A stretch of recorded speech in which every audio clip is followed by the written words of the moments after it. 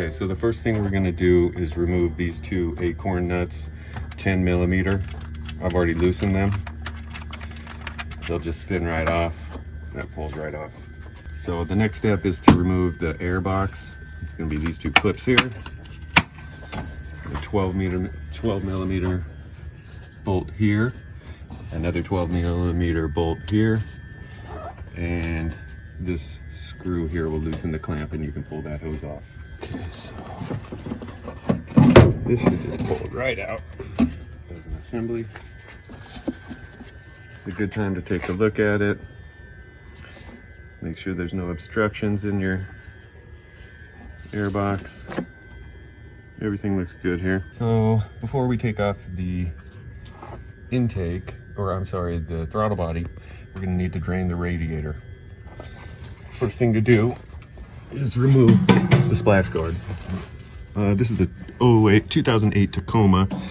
On this version model, we have one bolt here, one bolt here. These are 12 millimeter, and then two in the back. Total of 4. And this thing will just drop right down. Pretty easy. It'll drop right down, it catches on these little hooks, pull it right off. All right, so the next step is going to be draining the radiator. You come down under here on the 2008. It's on the driver's side. There's a little petcock right here. You loosen this. It's made of plastic. Be careful. It can be on there really tight and you just don't want to bust it. So I always use a pair of pliers gently and get them to the open spot and just gently squeeze it and loosen it up.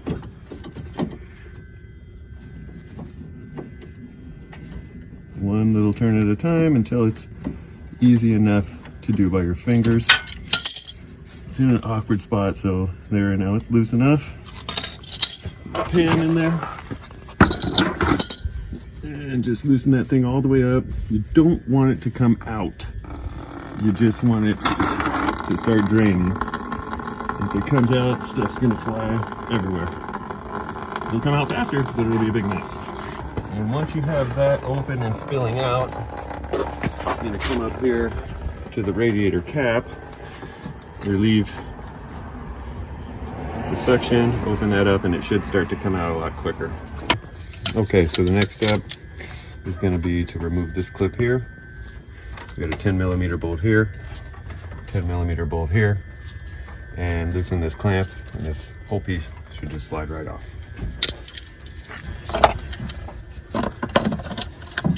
It's a little dangerous doing this with pliers, but there you go. Oh, and there's a clip here as well. I have to take that wire harness off. So this is a little wire harness clip. Kind of awkward to get under there, get it out. Might be a little tough. Get a screwdriver and gently pry it out. It is plastic. It comes right out. Loosen this enough to get it off of there. Should be good.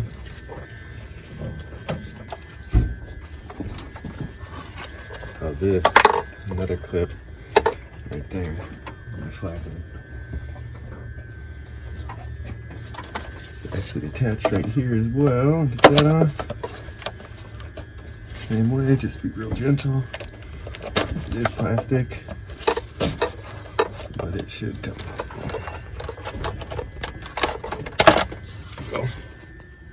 So right back here, there's a little hose that you'll want to detach from this box. Just like that.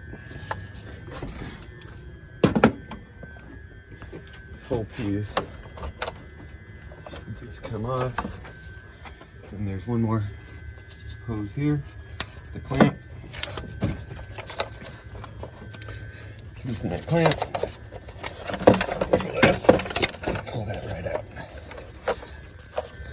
This piece, air box, should come right off. So next step is taking off the intake. I got a clip here. Our hose clamp here we're going to take off. You don't have to worry about this, just the hose here. Take this off. looks like a 10 millimeter here. That might be a 12 millimeter here. This bracket here, 12 mil, and bracket here. Okay, so we also have 12 mil socket here, 12 mil socket in the back. It's kind of hard to see, but it's back there. And then 8 mil Allens coming out here. We've also got a clip back here we're going to take off. Okay. And this whole thing will come right off. So sometimes it's a good idea to mark these clips so you don't forget where they go at the end. I'm using a little crayon to mark that so I won't forget. I'm also going to do these hoses down here. This hose goes there. Those will come off next. Rolling. Okay, so this whole assembly will come out. I will say that at the back right here, there's a screw holding this bracket on, and that clip right there was, when it was all wedged back in there, was really hard to take off, so we just undid this bracket. Hopefully that's not going to be too big of a deal to put back on, but that goes right here. There's a 10 mil socket. That was the most difficult part of that removal. All right, so the next step, we got the upper off. Next thing we're gonna do is disconnect these clips here. 1, 2, 3, 4, 5, 6. We're also gonna remove this fuel line here. This plastic piece pulls up and then you can squeeze it and disconnect. And then we've got a bunch of 12 mil bolts down here that we're gonna also have to remove. Looks like 1, 2, 3, 4, 5, 6, 7, 8, 9, 10, 11, 12, if I counted right. If I didn't, please forgive me. And then this whole thing should come right off. And that'll be your next step. Let's do that. Another little protector. Put that up here on this side. Squeeze this and hope nothing comes flying out of it. You remove all these bolts down here, but there's, looks like 2, 3 security bolts that have that little nipple in the middle. You don't have to remove those. I'll show you what I'm talking about when I get this thing off.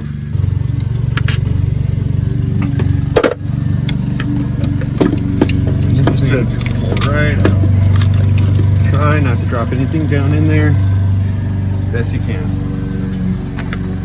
So you see here, security nipple bolt, another one there, another one here, and another one in the back. Those don't have to be taken out. Fuel coming out of there, be careful.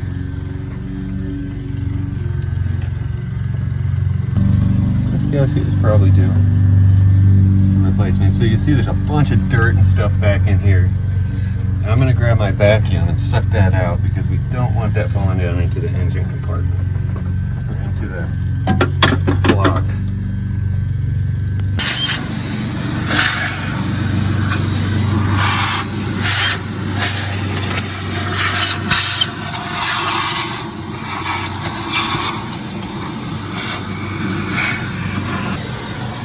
That's what it looks like after 320,000 miles. Not bad. Not bad. So I'm sucked everything out with the vacuum so that when I'm putting that lower intake manifold back on, no debris finds its way down into the block. And so something you'll want to do is get some brake cleaner and wipe down your mating surfaces so that they're nice and clean for that new gasket. Try and get this thing. You don't want to come back in here anytime soon, right? Slower is faster with these kind of deals. Take your time. Use plenty of this brake cleaner to get down in there. clear up any gunk that might cause a gap in your new gasket. So now we're going to put this new gasket on, and the way it's arranged, there's only one way to put it on. Luckily for all of us here in dumbass world like me, we can be assured that we're putting it on the right way.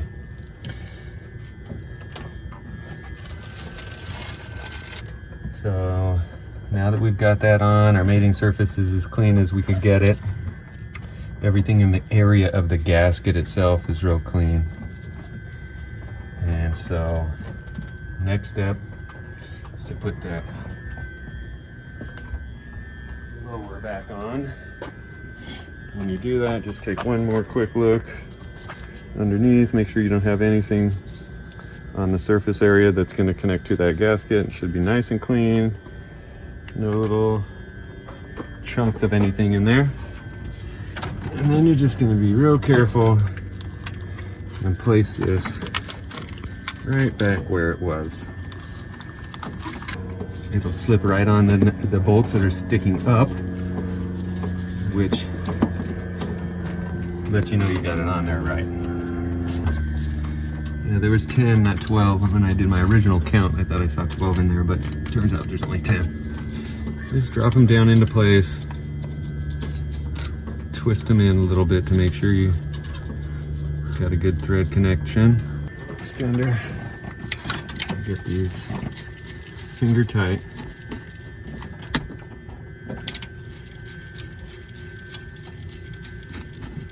I don't know the exact bolt tight pattern, but I start in the middle, and they say to star pattern out towards the edge.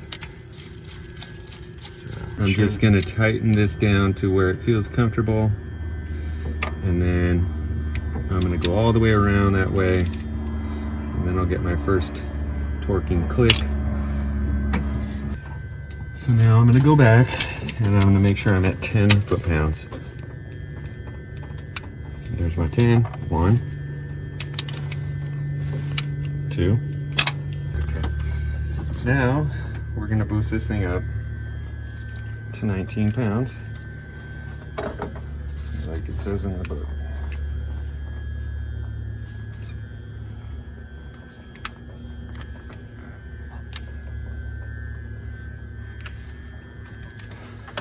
So we're gonna go 1,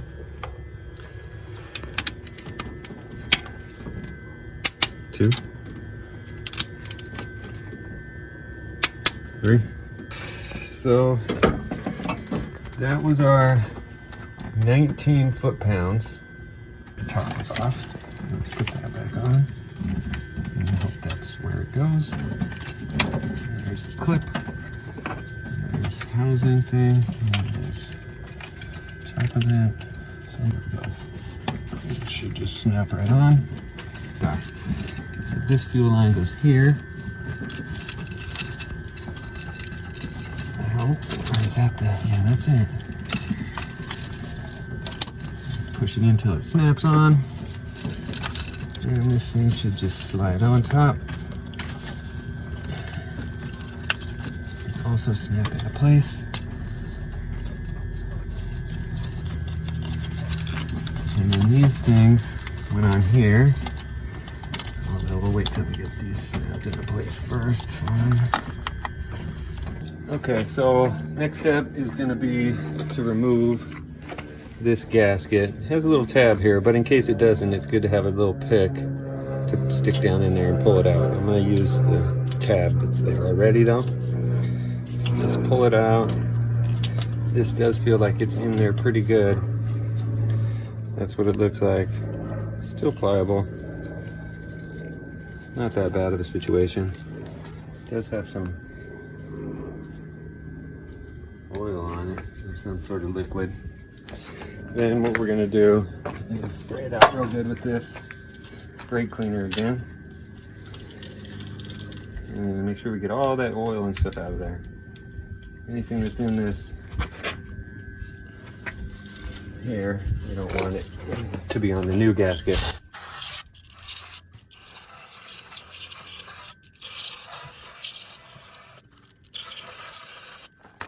Okay, so when you're putting on this gasket, it actually could fit this way, but you notice there's a little tab here. This little area here has a notch for that tab. This is going to let you know how to put it in the proper way without being upside down. So you're just going to line it up there so the tab is out, and then go through and snap this into place. So I'm going to put this bad boy back on. Don't forget when you're putting this on to reattach this bolt back here into the back of this manifold. But this is just going to set down right on those bolts up here in the front and right back here. And then make sure you line it up. Get all your hoses and clamps out of the way. And that should just slide right on, just like that. Your surface that you're really wanting to pay attention to is right here. The other side doesn't have anything connecting that needs to have a gap closed. The bracket's over here, and the bracket over here, and the bracket over here. These three brackets, you see that hole needs to line up. That's how you know that this side's good. That lines up, this one should line up, and that one should line up.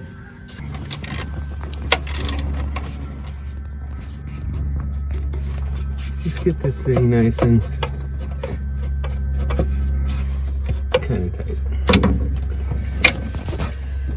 Okay.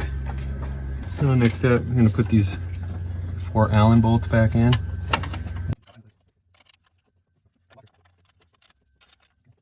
So we're going to take this down. We're going to start these and tighten. The spec says 21 foot-pounds, so I'm going to start it at 15 or so foot-pounds, and then work up from there.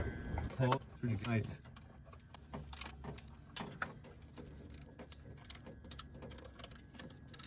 Okay, so next step is going to be to start reconnecting sensors and little clips that you'd taken off before you get that other part in your way, like this here. And we got a hose here to reconnect.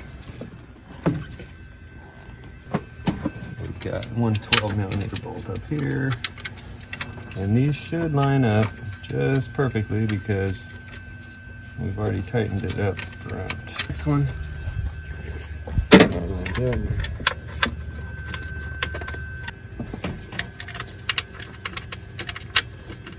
This one fits. And then we're going to torque these things down just to nice and tight. This hose goes back on here. Pliers. Clip that, move that clip. And you always want to try and line your clips up exactly where they were before, so they maintain that nice strong hold that they had before you did that. And then we've got another clip here that needs to go on. Snap. Holder thing. Clamp. Good thing. And we're going to connect these two hoses to the thermostat housing. A little bit of awkward position there, but be patient and get in there.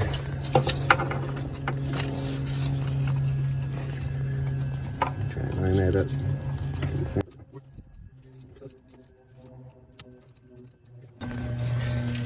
Okay, and this sensor goes here. This clip. So next we're going to put this on, and don't forget about this little tiny nipple. You want to be careful of that too in this process, that doesn't break, because that's one little sensitive piece. You want to put this hose in. Make sure it's all the way on there. And then you also have the hose underneath. Yeah, that hose is going to connect too once we have this thing on here. Get it into place. You got your bolt that's going to go here. this throttle body in until it lines up perfectly with those. So before you tighten anything down, we're gonna get this hose and stuff it in there. And then get the pliers on there, holding it tight. There we go. Nice and tight. And we're gonna stuff this over the throttle body. Tighten our screw down with the Phillips or socket. Now you don't want this thing to be too tight. You could actually mark it before you take it off. I had already done that. And you'll see a little black mark there that shows when that black mark hits that blue piece, we're tight enough. Just make sure by giving it a good tug, it should be good. And then we're gonna put our mounting bolts back in. Both of these. Do that finger tight.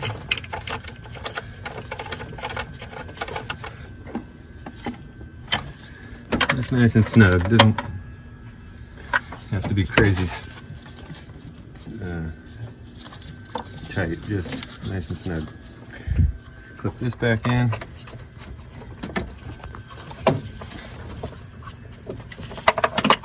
Until it snaps. You got these little harness supports. Clip those back into place. Okay, so the next step is going to be to put our air box, or whatever this thing's called, back in. Slide that in right there. Close it. Lock that clip. Lock that clip. And we got these 210 millimeters down here. All right, so now we're going to refill the radiator. First thing you want to remember to do is tighten this back up by hand. Doesn't need to be deadlock tight. Just as tight as you can get it with your hand is usually good. And then, because I'm an overkiller, I just do it a little 1/8 of a turn or 1/16 of a turn required to make sure it's on there good. Okay, so next step is going to be to refill the radiator. This is an awesome tool. It has a bunch of little connections like this. It'll fit on any radiator cap. Just put it in there like that. Stick that on top. Dump a bunch of radiator fluid in here.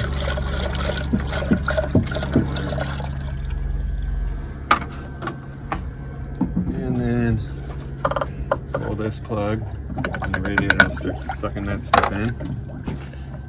You're going to want to squeeze your radiator hoses just gently to purge any air out of there. Mainly your lower radiator hose, which is going to be down here. Once it stops gulping, it's drinking it on its own right now, and you're going to want to help the air to get out of there. It looks like we have to add a little more. Okay, so once that's done gulping, then you're going to squeeze your upper radiator hose just gently and get some of that air out of there. And it also is going to help force some air down into the thermostat housing there. And then come down to the lower radiator hose, squeeze it, bubble will come, let it go, and it kind of forces other bubbles. Give it a second between squeezes so that the air has a chance to rise into a pocket that will allow it to squeeze out when you squeeze it. Just keep doing this until no more bubbles come out. And should be good to go. After running the vehicle for a while, let it cool down. Get it up to temperature, let it cool down, and you might want to do this again just to get that rest of the air out. But it should, if your cooling system's up to speed, it should be okay. So the next thing you're going to do is replace the skid plate, the 412 millimeter bolts. Pretty self-explanatory. You took it off, you can put it back on. All right, guys, this is Final step, just put this engine cover back on, line those bolts up, two 10mm acorn nuts, and just tighten them snug. You don't have to get crazy with it. And that'll do it. All right, so today we replaced the intake manifold gaskets, upper and lower, on a 2008 Tacoma V6 4.0 with the 1 GRFE engine. If you found the video useful, click like, punch that, ring the bell, and do whatever else they ask you to do. I don't know. So, thanks for watching. We'll see you next time.